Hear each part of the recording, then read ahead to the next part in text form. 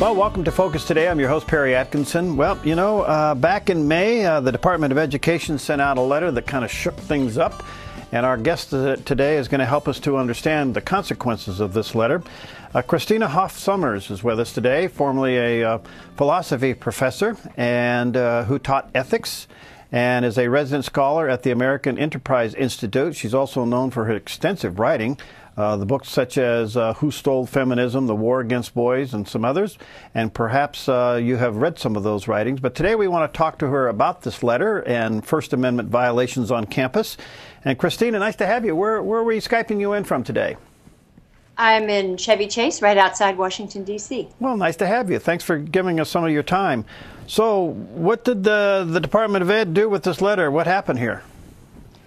Well, I think it sent shockwaves through the academic community and certainly through the community that cares about civil liberties. They've basically repealed the First Amendment for students. It's a shocking development. All right. So what did it say? I mean, they just can't talk out on campus anymore? Yes. Well, it comes in the guise of a new sort of sexual harassment policy. Which they designed specifically for the University of Montana, but they say it's a blueprint for all schools. Now, reasonably, we have laws against sexual harassment, and it has been defined very carefully by the Supreme Court as pervasive and completely overwhelming behavior that makes it impossible for someone to function in an educational setting. The Supreme Court in Davis versus Monroe had a definition that made it possible to stop harassment that was actually very discriminatory in the sense that a woman couldn't function in the classroom. On the other hand, they were protective of civil liberties and didn't want frivolous cases to be brought forward. All that has been wiped away, and according to the new regulations disseminated by both the Justice Department and the Department of Education, harassment is now defined as offensive activity of a sexual nature or offensive verbal expressions, speech. So if you tell an off-color joke and it's overheard by another student, it's not just that you've been rude, it's that you have discriminated against that student, violated their rights under Title IX, and the university must take action. Okay, this is full of all kinds of things. You know, students being who they are, they may just challenge us themselves on what happens. Well, I hope they do. I'm longing for been longing for this for a long time. When all these schools with their speech codes and their rigidly enforced ideologies, people have described American campuses as islands of intolerance in a sea of freedom, and that's accurate. But so far, the students haven't rebelled. All right. Well, what does this do then to sexual harassment? I mean, it redefines it right under our noses as just maybe an unintended word. People have pointed out that this new definition is so vague and all-encompassing that a professor will now have to be worried if you're teaching a work of literature that has sexual content or innuendo. You have to be careful of poetry, Shakespeare, most books, the Bible. There are suggestive passages. You must be careful. You must watch what you say lest someone be offended. And so now we've kind of replaced this tradition of protecting freedom of speech. We've replaced it with protecting the people from being offended. It's ridiculous. It's sort of legally incoherent. Yeah. I don't know. It's incompetent, but it's also very repressive at the same time. I guess they often go together. Yeah, Christina, as a former professor, do you see any of your colleagues pushing back on this? Fortunately, the Committee on Women at the Association of University Professors is pushing back. I was very glad to see that. And there just been a surfeit of articles and blogs and people protesting. People are, as I said, are really amazed and horrified to see this. And they're hoping that it's an oversight or an accident. I don't think it is. I think it's sadly the result of several decades of sort of hard-line victim feminism. I consider myself a feminist and I'm an emancipated woman of the new millennium, but I believe in fairness and civil rights and civil liberties. And unfortunately, there's a kind of authoritarian feminism that's very prominent in universities. And I think that the Department of Education is listening to them and doing their bidding. Whoa. Could this carry over to off-campus or perhaps even into the dorm room? Oh, yes. It carries over into things that happen off-campus. What students write on Facebook can be held against them. And again, I don't mind schools, expecting civility. But this is far more than a code of civility. This is enforceable by the government. It's one thing for schools to have a code of civility. This is enforced by officials in the Department of Justice and the Office of Civil Rights, and they view it as a form of discrimination. I think it trivializes the whole idea of discrimination and sexual harassment. Those are serious matters and should be dealt with seriously, but we need clear definitions. And now they've defined it they've just enlarged the meaning of the term to encompass everyday. It's turning professors into cops. Well, both cops and victims, because believe me, professors will be caught up in this as well. Professors have been policed and monitored by authoritarian deans and administrators, bureaucrats. We have this gender bureaucracy now, which has been greatly empowered by the Department of Education. All right, so a couple things. Is there any possible way of pushing this back or having this appealed? Well, there are several groups. There's one group called SaveServices.org. It's a wonderful organization that takes very seriously things like sexual assault, but they're also very concerned about false accusations and protecting the rights of the accused. So Save Services, you could go there, and they're very active. Another group is FIRE. It's just Google FIRE, and the group will come up. It's a civil liberties group in Philadelphia. They are doing a wonderful job, but I'm hoping that students will become aware of what's happened. I think they will once they start getting into all sorts of complicated proceedings because of a joke or something they put on Facebook. Or, you know what really bothers me? Even if you challenge ideas, let's suppose that you remember Larry Summers dared to suggest there may be cognitive differences between men and women. He was hounded out of Harvard. Well, imagine an undergraduate now. This could be considered harassing conversation. All right. Now, schools that have law schools involved, you would think that maybe some of those colleges may, through their own law school, begin to process this and say, "Hey, wait a minute, we're not going to comply to this law." And would that then put them in a state of maybe losing some federal funding and grants and such? Look, if this goes to court, eventually it will. It'll be thrown out. We've had this before. The Supreme Court has set very high standards, and preserving the First Amendment. It's the first. There's a reason for that. It's a bedrock for all the other values that we hold sacred in this and in this society. And so the Supreme Court will throw it out, and lower courts as well. That has happened before when colleges went too far. So it will take a law case, but that could take a long time. What worries me is that we don't do a very good job teaching civics, teaching students to understand our Constitution and our way of life. And there's in fact, a lot of, I don't want to overstate it, but a lot of social studies courses and history courses sort of disparage our tradition rather than help students understand it and treasure it. And so I worry that we can't count on, people that will come out and defend their First Amendment liberties. They may not be aware of them. You know, there seems to be a little bit of an irony here. This is coming from a Department of Education enforced, or at least backed by the Department of Justice, from an administration that would seem to be a protector of First Amendment. I know. I mean, that's why it's very hard for me to understand how this could have happened. It would seem to be the opposite of what the administration claims it stands for, although recently we have seen that civil liberties may not be at the top priority for this administration. Wow, that creates an incredible conflict. Well, this is going to be interesting to watch. So the campuses and the colleges obviously are now going to have to comply with this for now. But you see eventually a pushback, if not an appeal.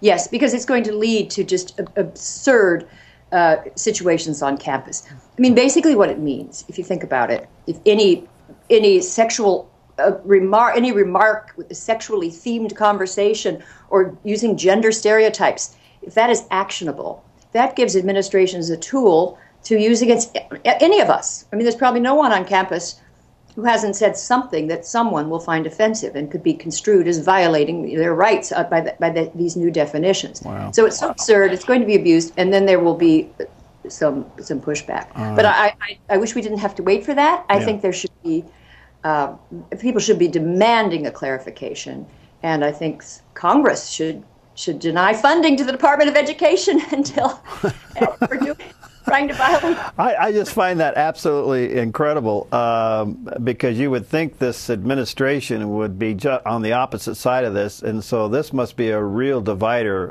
among academia. Yes, and but I will say I have noticed for a long time that in Washington there's a powerful women's lobby, and it's fairly hardline. Yeah. Victim feminism, and they are in very close touch with the administration. And as I said, the administration listens to them, takes their phony, this is harsh, but it's true, their phony statistics. They exaggerate women's victimization on campus. They act as though every campus is a rape culture, and that women are just, being destroyed by these predatory males. And all of this is a ridiculous exaggeration. Wow. Men are increasingly the minority on campus.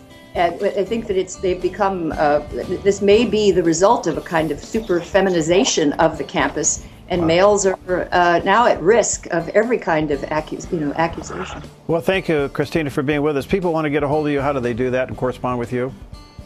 I'm Christina Hoff Sommers at the American Enterprise Institute.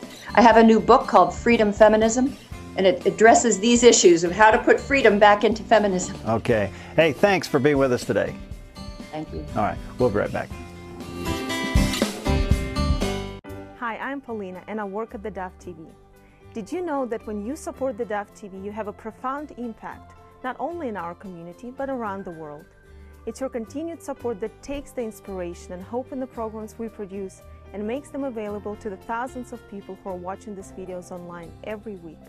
Help bring encouragement and hope to our valley and beyond by making a secure online donation today at our website, thedove.us.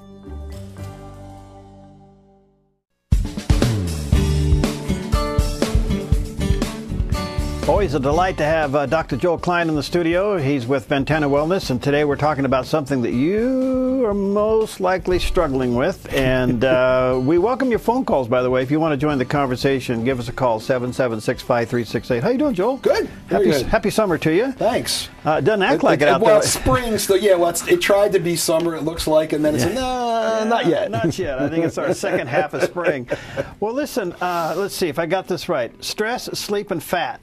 They're obviously connected. All connected. All right. And how do we connect them? Well, we touched on this before, and it really comes back, and a lot of people are becoming more and more aware of our friend, the cortisol.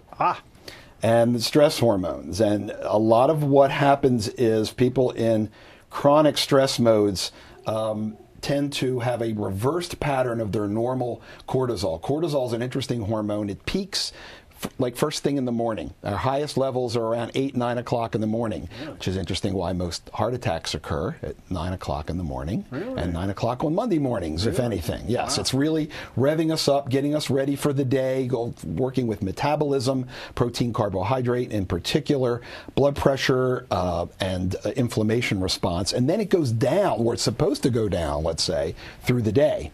What happens in a chronic stress mode is that people actually reverse their normal cortisol curve. So it's actually low to low normal in the morning, and as people have trouble getting started, they do better. It kind of peters around through the day and then goes up at night. And this is the big problem. A higher cortisol at night interferes with sleep.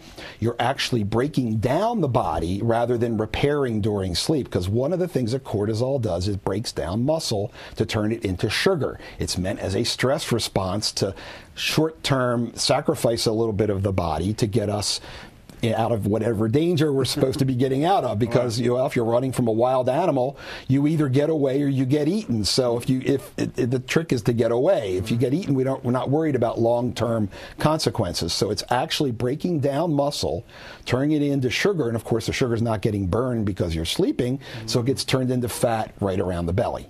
Wow. And this is one of the biggest problems for people. It also will cause people to, in its worst case, to show pre-diabetic tendencies. And you check the cholesterol panel, and it's not the cholesterol, but it's the triglycerides. The fat in the blood are high, and the HDL is low, the good cholesterol, and that's one of the key signs you're getting into an early diabetic type of metabolism. Wow. All right, there's a lot there.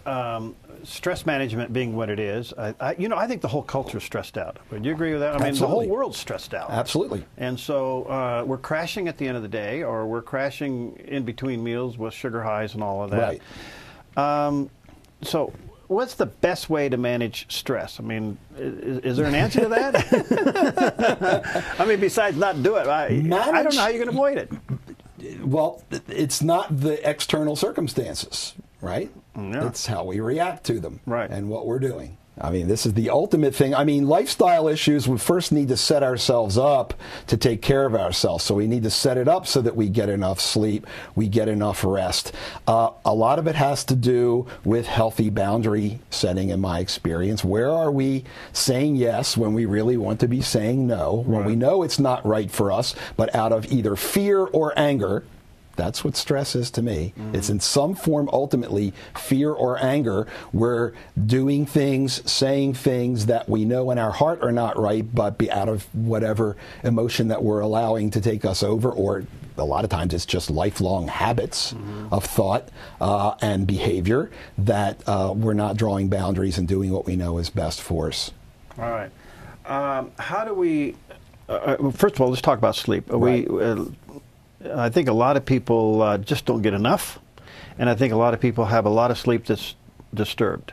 Yes, in fact, it's the statistics are outrageous when we think about it. It's very difficult because some of it will have to do with just modern life. As soon as we started having electric lights, we stopped basically getting out of natural sleeping patterns. Anybody who goes camping knows, when do you go to bed? At dark. Sun's down. That's kind of it. Well, maybe I'll got my headlamp. I'll read for a little bit and then go to bed. So part of it is that. Some of it's the electronics. And all the electronic stimulation to our nervous system. Plus, if people have been stressed all day, that's the point. They have trouble calming down at night. So part of it is we have to look at the lifestyle issues. I tell people if they really have a problem, the electronic stuff, especially with kids and all that, really should be like turned off more around 8 o'clock at night, but most of it, depending, especially if you have trouble falling asleep, the electronics can play a role in that, and the stress plays a role in that big time. Now, some of this we can't get out of. A lot of times there are herbal things and things that can help people.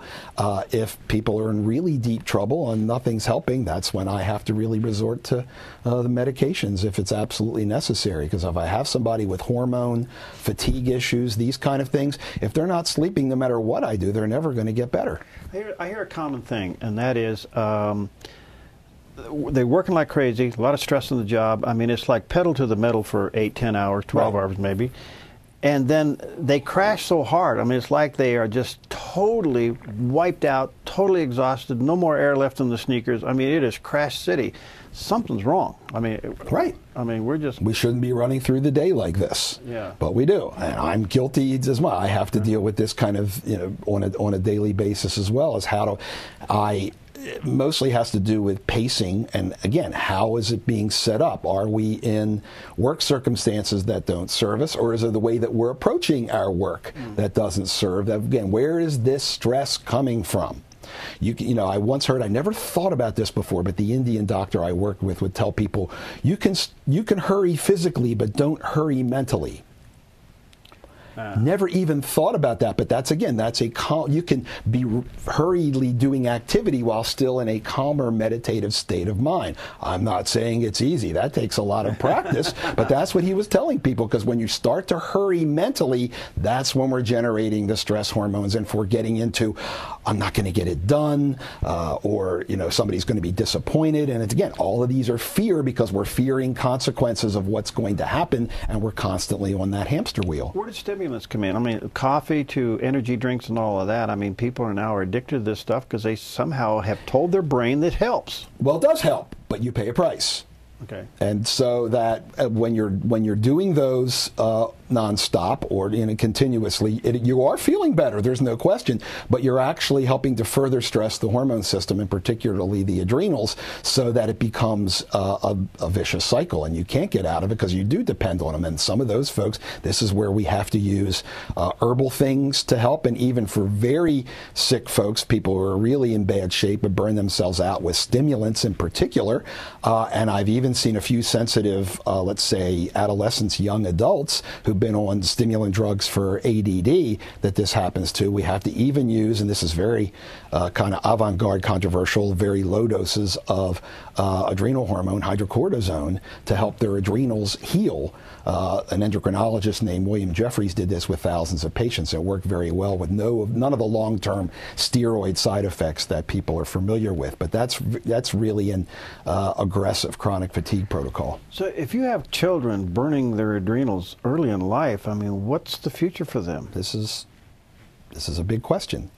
How do we, and I'm just reading today, we're talking about, revamping the whole education system, and we forget, play in childhood has a very constructive purpose. Right. If we're teaching children at age 4 that everything is about achievement, what are we breeding? Yeah. So they're constantly going to be in performance anxiety, and and I've already seen kids sensitive. I remember a 16-year-old teenager, cute little cheerleader, who was having these spells that they couldn't figure out, that they thought was her autonomic nervous system wasn't functioning, and she had these adrenal issues, and I put her on a little bit of hydrocortisone. The brand name was Cortef, and she just came in and goes, I love my Cortef. She was going to have to quit cheerleading. And what was cool is that she only needed it for about a year and a half. She went off to junior college, and she was fine. But during that time, it was just too much stress and competition for her. Can adrenals be healed or fixed or repaired? Sure. Okay. I can't guarantee how much, but I do it all the time. The question is using herbals. Sometimes, like I say, it sounds paradoxical, but using the prescription stuff when you use low doses is like giving the adrenals crutches, and then after people have been feeling consistently well for 6-9 months or so, you can use you can use the herbals. Oh, okay. You can use the herbals then to wean them off the hydrocortisone. Now, if they've really, like me, spent most of their life burning their adrenals, and actually may have been born with stressed adrenals, if their mother was stressed during the pregnancy, they may have actually been born with stressed adrenals, then they maybe have to do some herbal things, and it's going to be a sensitive area for them forever. I want to talk to you about the herbal supplements. Sure. Dr. Joel Klein's with us from Ventana Wellness, and if you want to join us, give us a call. We'll be right back. Hi, I'm Daniel, and I work at theDove TV. Compared to Portland, Seattle, and LA, Medford might be considered a small market. But at theDove, we're excited about the opportunity to make a big impact right here in our community. And you help make that happen. Did you know that more than 90% of our income comes from people like you? You can help us now by making a secure online donation at our website, thedove.us, or by phoning 541-776-5368.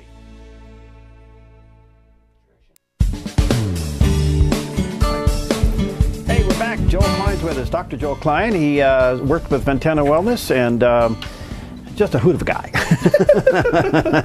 And the whole team over there. We were just chatting there between the break. You have a dermatologist coming on and a pain expert coming on. Right. Wow, that's what great service then, huh? Yep. And I just saw the acupuncturist yesterday. He's working on tuning up my nervous system because I need it too. Good for you. All right, we're talking about stress and sleep and fat, how it's all connected. But several times in our conversation, you have mentioned the herbal supplements or the herbal medications after you use maybe a medicine, and then you graduate them into the herbal. What do you use? What do you recommend? There are a number of good supplements. We have one actually that Nisha has put together. The herbs that really work for adrenals, and these are the ones that the Chinese have used for kidney. Because what's interesting is in Chinese medicine, the kidney, what they call the kidney, is probably really the adrenals, the kidney, and the reproductive organs. And the part that I love about that is, as a sophomore medical student, I learned that all of those come from the same ridge of tissue in the embryo, so they're all connected in the beginning. And licorice root, for really bad problems, licorice root is very strong, can raise blood pressure as well, but the old Panax ginseng, what's called the Asian or Korean ginseng, is a booster. What they call Siberian ginseng or Eleuthero is more of a balancer, and there are all kinds of these herbs. The ashwagandha that's been used in Ayurveda, rhodiola, schizandra, and the good herbalists and good companies are putting all these together in balancing formulas, and those are typically what we use. And that's for rebuilding the adrenals. Right. That's for rehabilitating. Yeah. Okay. What do you recommend for calming people down so they sleep good? Well, there are other things that Nisha put together, because this is like everybody. I tell Nisha when I see her, I say, take 2 GABA and call me in the morning. Well, the GABA's good if the brain is going, but some of the hormonal and the cortisol stuff. So we have an AM, PM stress formula. So the morning one is kind of with the ginseng and some of these things that boost adrenals. The night one has what's called L-serine, or also what's called phosphatidylserine, theanine. There are a number of things that actually help calm adrenaline and cortisol response at night. The mental stuff, yes, the GABA is very good for the mind racing part of things. Yeah, I mean, I've done it a couple of times, but boy, I have weird dreams, though. Some people do, yeah, and I'd say, okay, that one may not be for you. Yeah. Even just, the problem is a lot of people are just magnesium deficient. Because stress depletes magnesium, and low magnesium causes insomnia, anxiety, palpitations, muscle cramps, all these things, and we get magnesium from those wonderful things that are green, because the magnesium is in the chlorophyll. And the problem is a lot of magnesium supplements actually aren't digested well by people, especially as you get older and you make less stomach acid. So there are other chelates or things that are used that people will absorb them better. Do you take magnesium alone, or you take it with something else? Usually, when people are having a specific problem, let's say they come in they got high blood pressure, they got insomnia and anxiety, it's like, okay, well, it sounds like we need to mostly load the magnesium up, because that's the problem. You don't take calcium by itself typically without the magnesium, but I will use magnesium if somebody has this kind of picture. Unfortunately, you can't rely on the blood test completely, because the body controls blood magnesium very closely, but you can use it a little bit. But I'll use magnesium without something else. Are we eating dinner too late at night? Is that part of our sleep problem? Sometimes. But let the Europeans... Yeah, I know. Look, I can't believe that 10 o'clock at night. I'm in Rome, and they're just started coming in at 10 o'clock at night, and I'm going, huh? So I think it depends on the person. If you know that eating late, and again, part of it may be if your stress hormones are still high. And if stress hormones are high, what's your body doing? It's saying, this is not a time to digest food. I'm running away from a lion. I don't have time to digest my food and eliminate. So our digestion's probably poor because of the stress hormones. So the European model, when everybody's together for a social meal, and it's this whole cultural thing, and calming down, taking their time versus eating quickly is probably maybe more important than the timing, but that'll be individual for the person. People who know, when I eat after 8 o'clock, I'm just done. All right, well, that's your body obviously telling you that it's a problem, but I don't think it's universal. On the sleep issue, we've seen more people have this sleep apnea. In fact, there's clinics now, and they're all over the place, and the guys selling the machines are making a lot of money. Can some of this be cured? Yes, because a lot of it's weight. Weight. Now, the tissues do relax at night, so, and especially with men, it becomes more of a problem as things close down, and somebody like a gentleman I saw in the clinic yesterday already was predisposed because his space in the back of his throat is narrowed, so it more easily closes. But a lot of this is connective tissue becoming weaker because of diet and digestion, so the tissues become more flabby. But a lot of it's weight, and so weight loss can cure a lot of people with sleep apnea. The problem is once you get into that, without treating the sleep apnea, your metabolism is now even going slower, so it's even harder to lose weight if you're not treating the sleep apnea. So it becomes you have to usually treat people if they have the problem, but then it's possible that if weight is an issue and they lose enough weight, that maybe they can come off the mask. Sleep apnea is basically a breathing problem, and you're saying the breathing problem could be a overweight problem. Well, the breathing problem is that the airway gets obstructed at night. Right. Yeah. Literally closes up because the tissues have become flabby and are a little thicker and more easy to close. Or there's more tissue. You see people with the big tissue around the neck. Well, that weight is literally pushing on their airway. Right. So obstructive sleep apnea is not necessarily a breathing problem. That's what it is. It's an obstruction problem from the tissues, and that can be caused by weight and fat. All right, I have to tell you, and I say this respectfully because I'm not trying to offend anybody, but I've done enough international travel to know that, look, it's obvious to spot an American in a foreign country because they're usually overweight. We do have an obesity problem. Absolutely. And most of it is the processed food that we all eat. And not enough vegetables, produce, but it's the flour products and things that we eat. It's high calorie malnutrition, as people have been calling it for a long time. All right, and the whole gluten thing is a whole new level of awareness. Is that a cultural thing, or is that just an American thing? That's a big issue. Well, you talk to some people come over from Europe, and they say, I can eat bread in Europe, but I can't eat it here. So whether it's the monocultures of wheat that we're using. Is it the GMOs? I don't know. You know, GMO can be part of it because, but again, these cultures of wheat that are more prone to producing, because gluten is a family of molecules.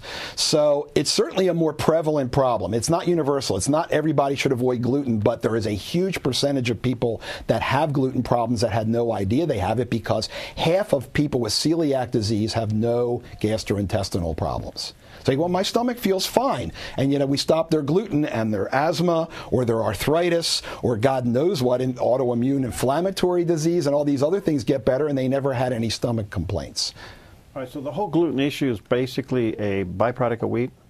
Well, no, wheat and other grains. And other grains. Yes. So the non-gluten grains are like rice, or you can get gluten-free oats, or quinoa, some of these other buckwheat, millet that you can get in health food stores. So, but it's in most of those, the other grains. So wheat, spelt, and kamut, even though they're wheat alternatives, it can say wheat-free, but if it's made with spelt, it still has gluten in it. All right. The key issues here today, though, are sleep, stress, sleep, and fat, and they're all certainly all connected. Is there an 8-hour requirement to sleep, and what do you recommend? For most people, I think so now, especially if they're having problems. I think as you get a lot older, then you still might, but sleep gets more fragmented.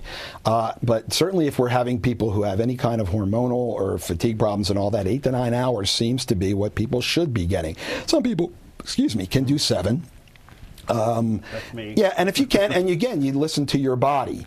But part of it may be we're paying a price with that if you wind up that you're living on stress hormones and you're having some signals from your body that you are. So, you know, you're doing all the workout and all that, this thing won't go away. And I have women who are, because they're over-exercising, actually trying to get rid of that belly fat, and all they're doing is driving up their cortisol worse. So I've had people actually told them, you know, and they were scared to death to cut their exercise regimen in half. And they lost weight. I have to tell you, I go to the gym and I see people overworking out. Right. You know, and especially in 2 ways. One, they're just thin as a bone and they overwork out. Right. Or they have the belly fat issue. They're just pumping iron like crazy, thinking that's going to do something. And the only thing they're doing is adding muscle. Well, but that muscle can help. But don't mistake it for being the whole thing. Because with increased muscle mass, your basal metabolic rate, what you burn just sitting doing nothing, increases. So your calorie expenditure during the day increases automatically with more muscle mass. People who are really smart about this talk about we need to go back and forth, and probably on different days, and do cardio one day, weight training the next, and go back and forth because they both complement each other. But I do have people over-exercising, and those are the ones that keep pushing. They're not losing weight, or they're crashing, and if they're exhausted after the exercise, but think they have to do it to lose weight, and they're wind up actually maybe causing too much problem. I'm just kind of curious on this next question. As a physician, do you ever look at a patient and say, look, you're just flat overweight, you got to get this off? It's never quite that simple. Okay, I understand that. No. But I mean, in your brain, aren't you sure. saying that? Well, that's a big part of it. But Yeah. then the question is, all right, but now the problem is if they're that overweight, all right, what metabolic issues now, number one, is the weight causing, and what metabolic and hormone issues predispose them to getting to this place? Okay. So I still look at the whole picture. But yeah, a lot of people, look at, well, if we just lost weight, you can get you off the diabetes medicine, the high blood pressure medicine, all of that.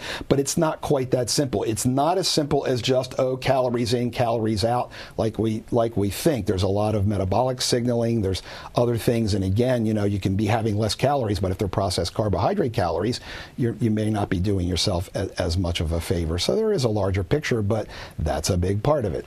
All right, we got a few minutes left. What's your summer tip to start off right? I mean, because I think people want to do the right thing. They usually jump into it like they jump out of it, so they crash halfway into it. Exactly, because you're trying to overdo. So start working on the processed foods. And I tell people when I'm working on diet, if we could change breakfast.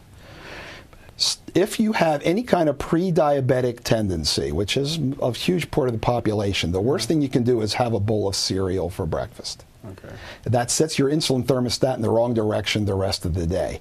It turns out that maybe eggs and even sausage or those kind of things may actually be better. But if we can get away from the flour products, that's part of the biggest issue. And produce, but don't go crazy on the fruits because it's summer.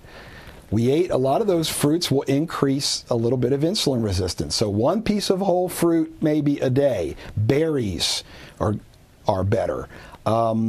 So because we hear 6 or 7 servings of fruits and vegetables, and we think that means 6 fruits and 1 vegetable, and it really should be probably the other way around. Right. And even our vegetables now are more starchy because the plants don't have to defend themselves, so they put more energy into just making starch because they're not making all these healthy compounds if they're grown commercially, and they don't have to deal with bugs, and they don't have to deal with the environment, and given ideal circumstances. So organic probably is better. Yes, it's more expensive, but this is what people who've studied Victorian England in the 1800s found. The truth is they lived as long or longer than we do now if they lived past the age of 5 and they had no degenerative disease. All right, we got to do a show on vegan because it seems to be very popular. Yes, and I think it has to be taken. It's not for everybody. Okay, because there's a new one out there. If it has a face on it, don't eat it. Right. And I understand that. I understand it too. And I get it, but you can overdo for it. Spiritual reasons, it's one thing, but a lot of people are making themselves physically more ill if they're not living the right lifestyle. If they're living this cortisol-inducing lifestyle, they're going to crash on a vegan diet. All right. Hey, thanks, man. You bet. Always a pleasure. Dr. Joel Klein, he's with Ventana Wellness. Check it out and check him out. He's a great guy. We'll see you next. Hi, I'm Paula, and I work at theDove TV. Every day we get letters and emails from people who've been encouraged, blessed, and challenged by the programs on theDove TV. But we couldn't do it without you. Did you know that more than 90% of our income comes from people like you? You can help us continue to bring inspiration and hope to our community by making a secure online donation at our website, thedove.us, or call us at 541-776-5368. Well, you can't turn on the news these days without trying to ask the question, is the government going too far into our personal lives? And just most recently, the big story about Edward Snowden, and is he a traitor? Is he a hero? There's people on both sides of the fence. But this whole issue about the government snooping into our backyard at new levels, and even the most recent revelation that the IRS now apparently has been snooping in on your medical records long before Obamacare was created, is another scandal that has hit Capitol Hill.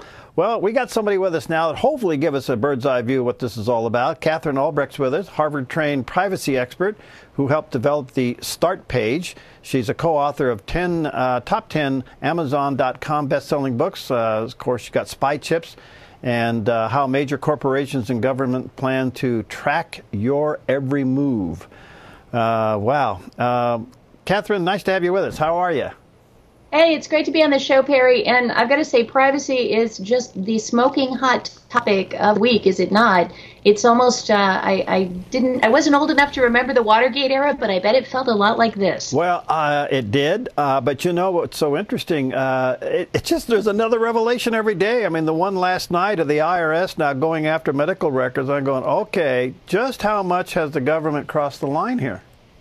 Well, it's shocking. And what I also think is interesting is that Edward Snowden's revelations about the NSA having backdoors into 9 of the biggest internet companies in the world came right on the heels of the IRS scandal, in which we learned not only, as you're reporting, is the IRS into people's medical records, but the IRS actually going after political opponents by using information they were able to get about them, linking them up with the Tea Party, for example, subjecting them to audits, turning down their tax requests. This is the kind of thing I think that the Founding Fathers were trying to protect us from when they crafted the Fourth Amendment to the U.S. Constitution, the one that said you can't just go on fishing expeditions, because if the government gets information about everybody, the government is nothing more than people, regular people, sinful people, people like you and me who put their pants on one leg at a time, and if they have access to immense power and information about others, they will abuse it. So they try to protect us from that, and now I think we're beginning to see all of that come home to roost. Well, look, it's really divided the country. I mean, you've got left and right people on one side of the issue, left and right people on the other side of the issue, which is so interesting. And I think it kind of boils down to who do you trust, or what administration would you trust with this information? But all of this has been done under the guise of, well, we're protecting you. Well, when you mention left and right, this is one issue. Privacy is one issue that transcends all of that. I think liberty transcends all of that as well. And I really think they've given us an artificial dichotomy to keep our attention on one another instead of on the people at the top who are acting in ways that are corrupt. So they can keep us kind of battling the puppet on the left hand, battling the puppet on the right hand of the same entity, then they can keep us from really noticing what they're doing, because we're too busy duking it out in the streets against one another. And, in this case, you take a look at how this program got started. Back under the Bush administration, there was warrantless wiretapping. AT&T had built in a secret backdoor to give the NSA access to all of the communications flowing through AT&T in California. So people's phone calls, their emails, their texts, everything they did online was transmitted directly to the government under Bush. And President Obama got himself elected on a platform of saying, things are going to be different. You elect a Democrat. We won't do that. We'll discontinue the program. And now here we come to find out 6 years later that not only has he not discontinued the program, he's expanded it. Mm-hmm. So no longer is this an issue of left or right. This is not a conservative, Republican, progressive, left, right. It's none of that. This is really an issue about the fundamental freedoms that we, the American people, were given through tremendous sacrifice by our founding fathers, who understood that when people get into positions of power and authority, as sinful people, they will abuse that power unless you shackle them, unless you put chains on them, unless you build in checks and balances, and unless you build in openness into the system. So those are our public servants. They work for us. We're supposed to be the boss, not the other way around. And the idea that they're amassing, that they're putting together $1 billion data center now, the NSA, to spy on us even more fully, I have to say is absolutely chilling. Well, it is. And you kind of wonder, could we ever come up with an agreed upon or a mutual understanding of the difference between liberty and security in today's world? I mean, can this be found? That's a really good question, because the Founding Fathers understood that in order to have liberty, you have to put up with a little bit of insecurity. Because if you think about it, what's the worst that terrorists have done? And they've done some terrible things. 3,000 people killed at the World Trade Center. We've got the events right here in Boston at the recent marathon, which killed several people. So yes, terrorists exist, and bad people will always exist. They've existed through all of history. But let's contrast that with what happens when governments gain excessive power over their people. If you look at the 20th century, the most deadly force on planet Earth was government. Mm-hmm. Governments killed 6 times more people than all of the 20th century's wars combined. So you look at somebody like Stalin, who in the Soviet Union murdered 60 million people. You know, his motto, he said, when one person dies, it's a tragedy. When 1 million people die, it's a statistic. So he didn't kill those people because he liked to watch them bleed. He killed those people because they were political opponents, because they threatened his power.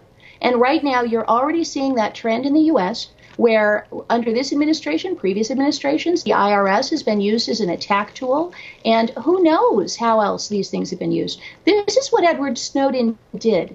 he took the lid off of this and showed us that these things are not just for security to stop the handful of terrorists or the Al-Qaeda guys hiding in caves, that this really is about monitoring and spying on every single American so they can tell who opposes them. You know, let me get back to Stalin. The Russian writer Alexander Solzhenitsyn was sentenced to 5 years in a labor camp in the Gulag in the Soviet Union because he had the audacity to criticize Stalin in a letter that he wrote to a friend. Now, this was a piece of paper, he had a pen, he wrote it, he sealed it, he put an envelope on it, he put it in the mail, and the censors were reading.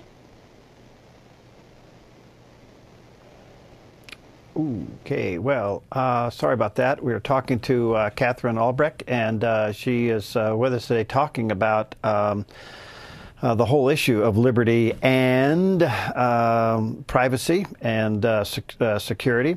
Let me encourage you, you may want to check out her organization, StartPage.com. StartPage.com. Are you back with us there? Okay. Yeah, I apologize for that. No, that's all right. We only got about 2 minutes. I've got two big questions for you. Tell us about StartPage.com, and what can we do about this mess? So there are two responses to this. One is a political response, and we have to not listen to the rhetoric that wants to say that Edward Snowden is a traitor. Edward Snowden is a hero. He is probably our best chance of getting this country back onto the constitutional track that it is veered off of. So I say, go Edward Snowden. I have vowed to say a prayer for him every night. So that's number one, political change. We need it. We need it now. The second thing is people can do practical things to protect their privacy. I have helped to create a private alternative to Google that doesn't track all your searches or send them to the NSA. It's called StartPage.com. We take your search, you type in whatever you want to look up on Google into StartPage.com. We submit it to Google. We get the results privately. We strip out all the tracking cookies. We serve them to you. And then we delete all records of your visit and delete your IP address. All right. And not only is there a huge demand, we just passed 3 million daily searches, so it's soaring through the roof. We have a new product coming out later this summer, which will give people private encrypted email, and that's called StartMail.com. So it's StartPage for the search engine, StartMail for the mail, and that will be available in later this summer. And Dove viewers, if they'd like to check it out, can go to startmail.com. And if you mention the Dove, we'll go ahead and let people get a free trial account to test it out. Startmail.com. It won't be free. It is a paid service because Google and Yahoo are making you pay with your privacy. And we think people are ready to switch. All right, StartPage.com, StartMail.com. Check it out and mention the Dove, and she'll give you a little trial. Thank you for doing that, Katherine. And thank you for what you do. You know, it seems to me American people are waking up. They're starting to push back. This thing, the covers are coming off. As nasty as all this smells and looks, it may be a good thing. Finally getting out. You know, sometimes it has to get dirty before it gets clean. It's like cleaning out your closet. It's all over the room now, but when we put it back, hopefully it looks better than it did before. That's so true. Hey, thanks, and let's stay in touch how this goes. And again, thanks for the offer. StartPage.com. Check it out. Thanks, Katherine. Okay, and she's with StartPage.com. We'll see you next time on Focus Today.